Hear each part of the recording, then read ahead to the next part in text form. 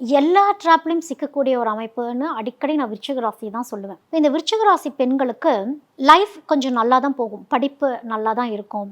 உங்களுடைய professional life நல்லா தான் இருக்கும். நீங்க வளரக்கூடிய இடம், அதாவது உங்க அப்பா, அம்மா வளர்க்குற வரைக்குமே உங்களுடைய வாழ்க்கை ரொம்ப சுபிட்சமாவே தான் போயிட்டுருக்கும். ஆனா, உங்களுக்கும் வாழ்க்கையில ஒரு ட்ராப் வருது அப்படின்னா, உங்களுடைய திருமண வாழ்க்கை தான். யாரு சூஸ் பண்றோம், எப்படி சூஸ் பண்றோங்கிறதெல்லாம் மிக மிக கவனம்.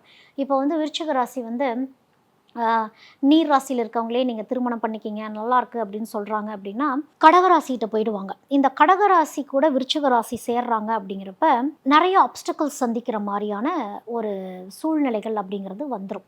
ஏன் அப்படின்னா, விருச்சிக ராசியில வந்து அ சந்திரனுக்கு ஒரு வேலையுமே கிடையாது. சந்திரன் வந்து கிட்டத்தட்ட பகையோ, மறைஞ்சாரோ, அது நீசமோ, அது என்னவாக இருந்தாலும், விருச்சிக ராசிக்கு சந்திரன் அப்படிங்கிறது சரியா வேலைப்பாடு பண்ணாது. அப்போ அங்க கடகத்தோடைய வீடு அப்படின்லாம் பார்க்குறப்போ, அது சந்திரன் அப்படின்னு பார்க்குறப்ப, அங்க அவங்க அம்மா தான் டாமினேஷன் அப்படிங்கிறதுல இருப்பாங்க. கடகராசி ஆண்களுக்கு.